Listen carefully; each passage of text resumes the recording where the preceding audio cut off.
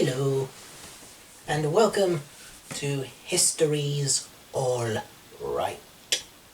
Nice little special episode following on from the video I did on Bioshock, link in the description. Now, you might have watched that video and thought, well, maybe she doesn't think first-person shooters can tell meaningful stories. Now, this would be incorrect, because I actually do think that first-person shooters can tell meaningful stories. Deep is the contention, because a story doesn't have to be meaningful, or to be deep, or deep to be meaningful. Far Cry 2 is an example of a meaningful story about power and how the pursuit of it and the desire to have it at all costs ends up destroying everyone who doesn't have guns and money at their disposal. And the fact that essentially the characters are pretty much forgettable works in the favour of the story. I mean, I've completed the game. I can't remember the name of the mercenary I played. I can't remember the names of any of the warlords. I can't even remember the real name of the jackal, the arms dealer you're sent to kill at the beginning of the game, who then saves you before explaining to you why it is that killing you would be pointless. Because actually, the story's pretty straightforward. There's not a lot of nuance needed to unpack. You know? And so, one might wonder, what if you were trying to build a society under the sea? Now, history doesn't really have much to go on if we're that specific.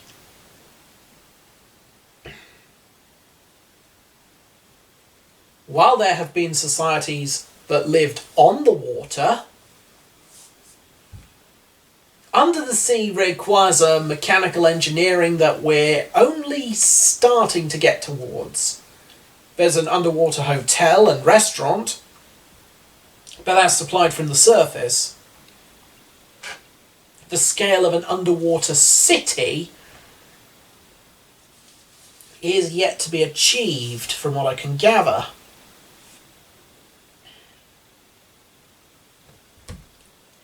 But let's go down to the bottom of the ocean and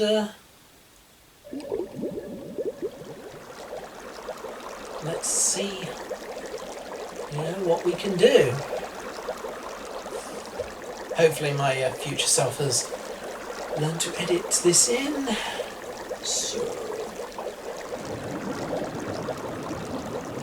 this is we travel to the bottom of the sea.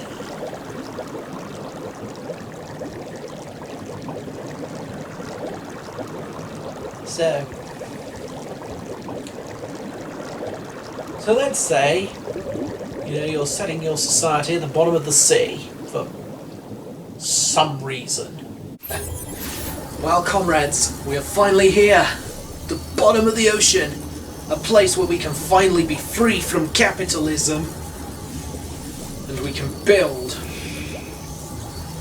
a society fully consistent with our ideological needs and the workers' liberation. Well, my brothers, we are here, bottom of the ocean, free from the degenerate filth of the surface. We can now cultivate our society of good order and moral rectitude. At last, compatriots, We have arrived at the bottom of the ocean, free from the surface world's power players. We can build our ideal society where everyone's voice is heard and we are all at one with nature. Alright partners, here we are. Ocean floor. Free from the special interests. This to the surface. We can now build our ideal society where everybody's an individual who makes themselves else through their own merit and with self-reliance and personal responsibility. Well everyone, here we are, the seabed. Now we've got away from the extremists on the surface, we can build a society based on what's really important. Productive ends and security. Well, that's great, gang, but who's going to do the work? Don't mean that in a rude way or anything, it's just that down here, you know, you're starting a new society, and, well, someone's got to get bread secured.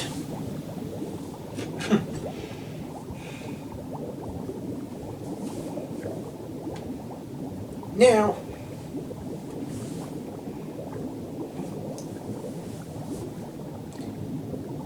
and that's kind of the problem, because you see,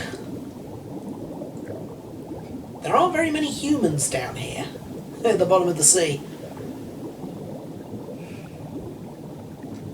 So there isn't a native population you can get to work for you. And here's a little thing for you. Would you, and you can play along at home with this question, guys, would you want to leave everyone and everything you care about? Everyone and everything you know. I mean, maybe you can take your immediate family, but your entire social security net, your social safety net, as it were, all your friends, your extended family, pretty much everyone like that. Are you willing to leave that behind to go to a distant land, but, I mean, in this case it's under the ocean, but it doesn't really matter where it is, where you may not get to see anyone you know again, anyone you know from your current life again, to do the same cruddy job that you were doing back home.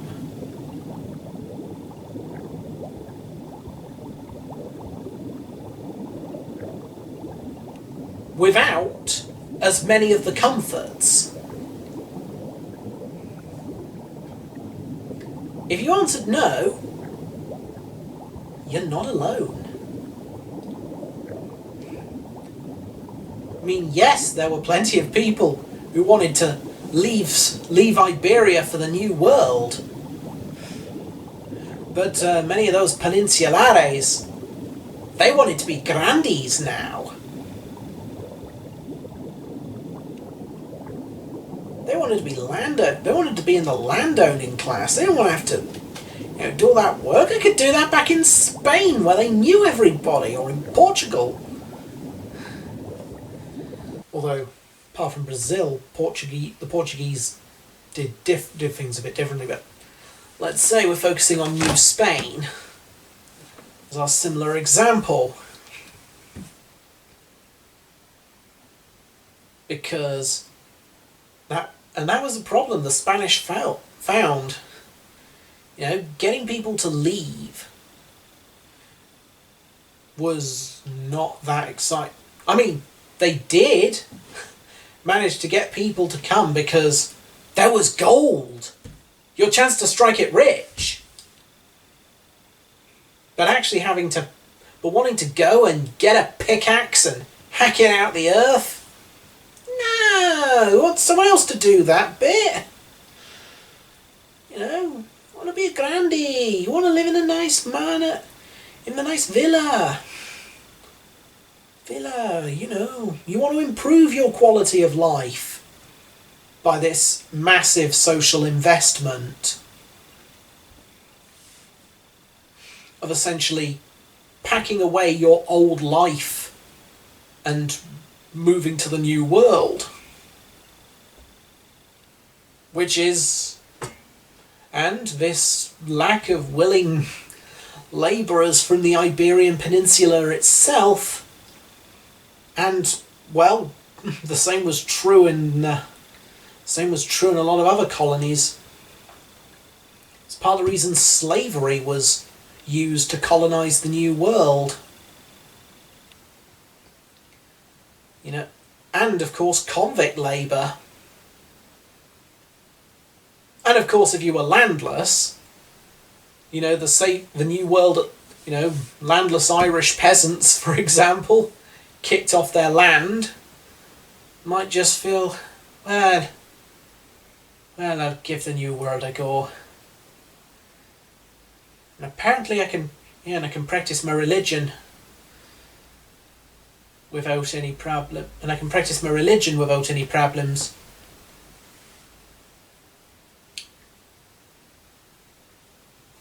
Speaking of which, we kind of have another problem.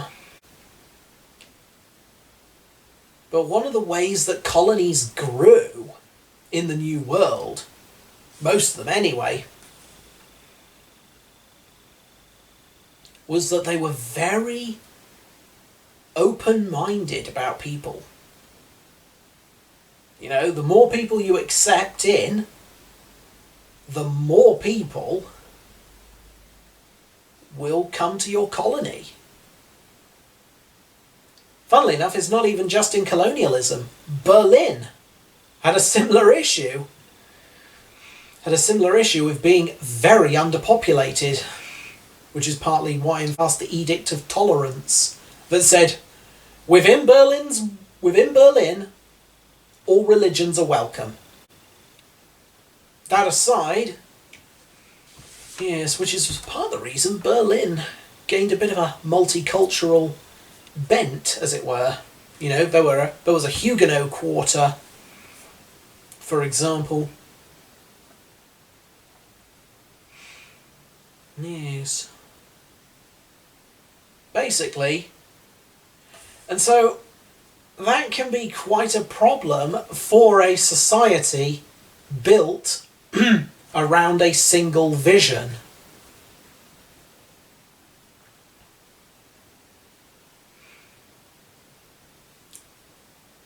It only attracts people of like-minded. It'll only be attractive to like-minded people. Which can also make a labouring class a lot harder to produce, because you need a lot of people to do a lot of work to make things happen. After all, if you're spending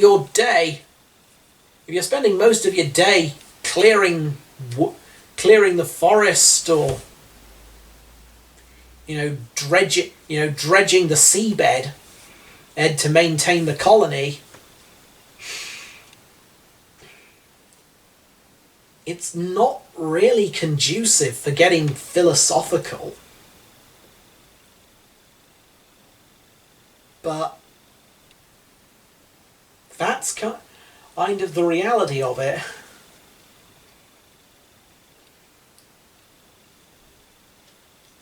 Now, as I say, there are ways round it.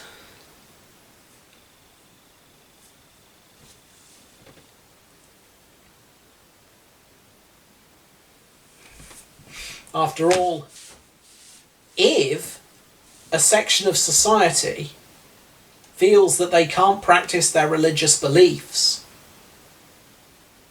or, I mean, that's a historical example, but you could probably do ideological ones as well, you might be able to get a colony going.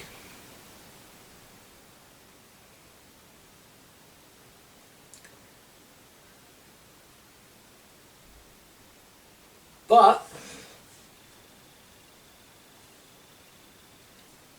there is a problem with it. It's a bit of a generational one. Because the thing is, a founding vision is all well and good.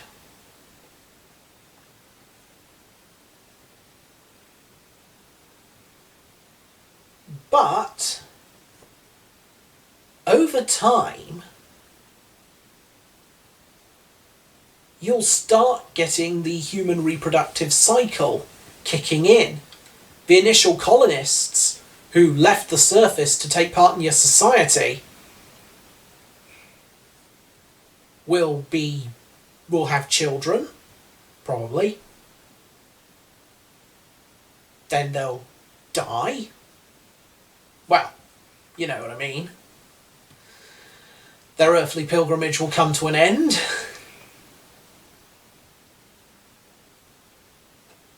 Or if you prefer, die. I don't care. It's up to you. You be you. But more to the point, they'll start dying. And eventually, you'll get to the point where the only people living in your colony are people who don't have any first-hand recollection of life outside the colony, perhaps, or, as it were, living on the surface. I mean, perhaps it won't be completely like Rapture, and you will have trade with surface-level societies. But that kind of exposure is very different.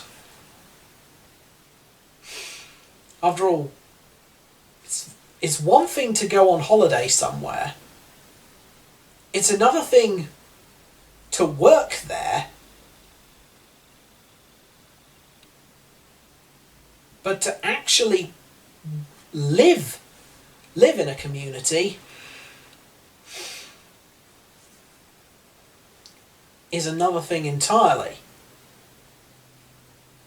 And so the founding vision, or a reflection of, or perhaps a version of it, becomes the status quo. Perhaps you'll start getting hardliners. People who want to keep very strictly to the vision.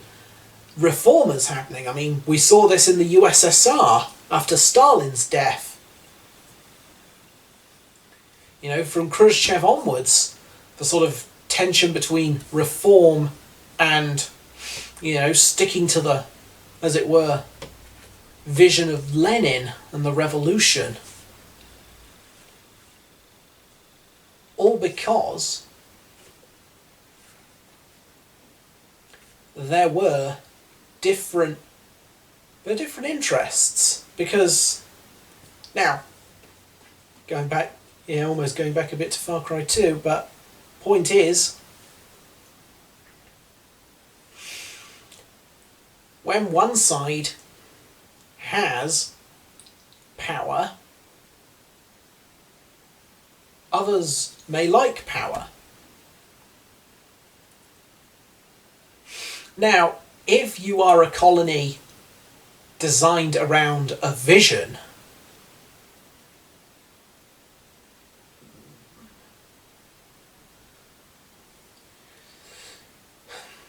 that's going to make things a lot more difficult.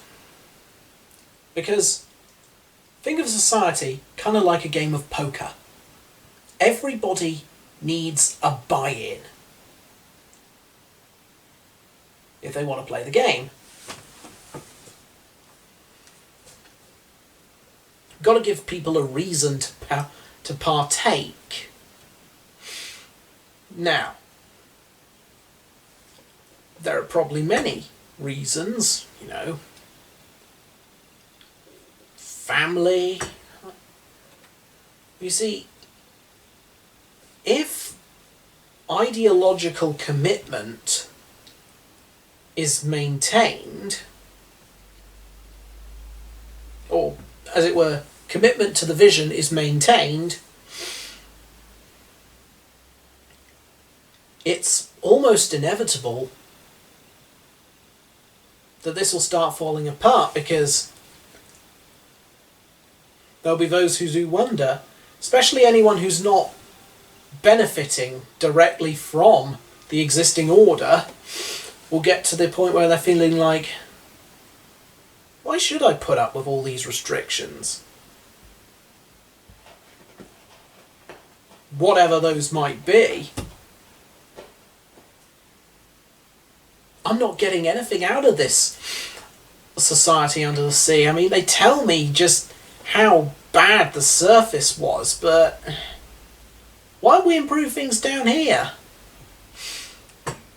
Down here I just feel like I'm not part of anything, and then, well...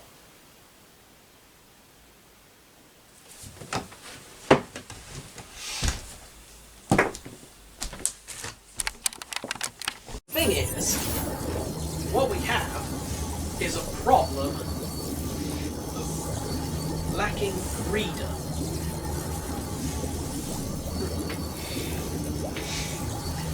Because people like being free. There's a good amount of evidence for that. Plus, people want to improve their lot. Perhaps not at the expense of other people, but if someone's being disenfranchised, they'll probably want to change the system. Which, in a lot of societies, like liberal democracies, that's fine! Because there are avenues for which they can voice their concerns, which they can petition for policies to change, or even just how they can work to make those changes happen for themselves. The liberal democracy has room for the grassroots campaign.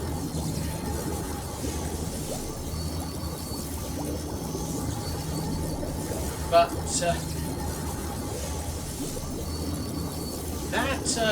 basically, but if you've got a society built around a single vision,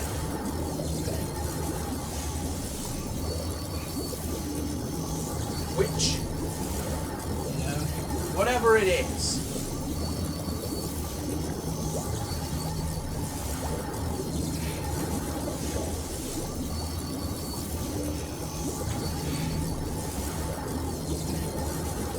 well, you're gonna have that problem.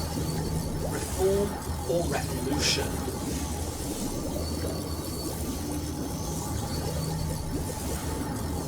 Eventually, elite power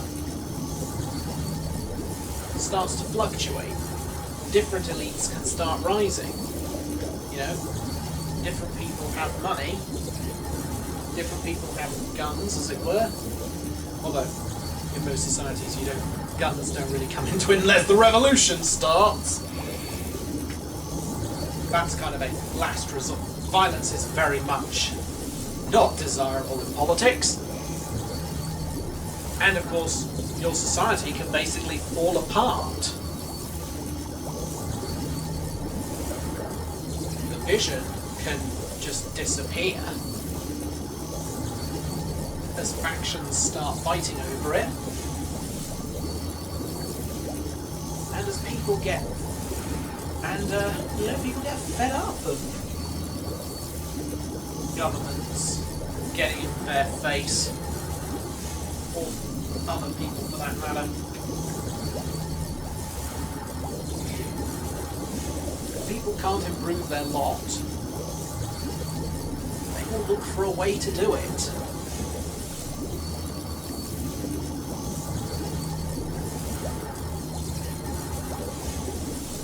You know, hence why people like Bismarck felt that crushing socialism was best done with kindness. I know that the alternative translation is crushing communism with kindness, but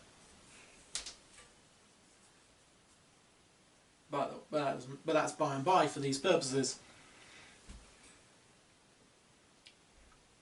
You know, making welfare reforms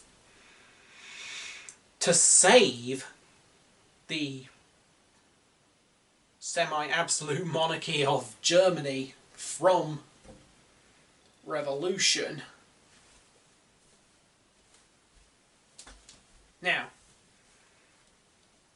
revolutionaries can install a different vision and the cycle starts again. Reform can normally break down the sort of visionaries by creating more room in a society for them to express themselves.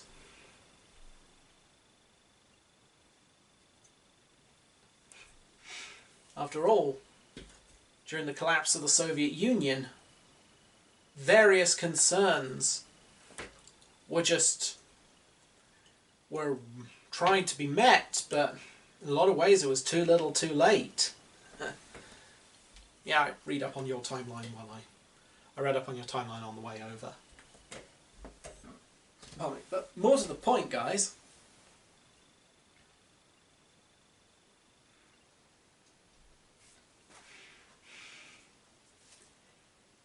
Guys, if reforms happen,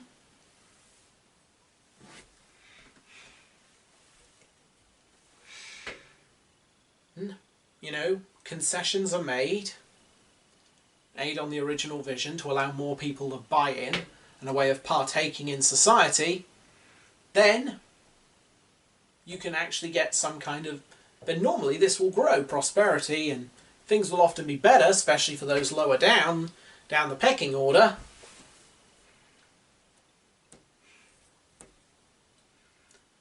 But the original vision will probably get sacrificed. I mean, unless it's a vision based around freeing people up. So. And, well, I'll just pop back to my timeline and let you finish this off. Well, so what does that tell us about being a writer of a sort of society based on a vision? Well, if you're trying to build a colony from scratch, you're going to need to get a working population. Or you can write about the decay of such a thing. Because, of course, if no one's willing to do the legwork to make it functional, then it'll be, at best, dysfunctional. Also, when it comes to people disagreeing, you know, when the vision progresses, the society matures, you can talk about the idea, you know, basically, the more hardline a vision gets, the more it collapses. And reforms are often the best way of maintaining the legacy of a visionary. Well, I guess I've talked for long enough and I've summed up everything, and well, just want to say as we get back to the surface now, thank you for joining us today on History's All Right, and it was lovely having you here.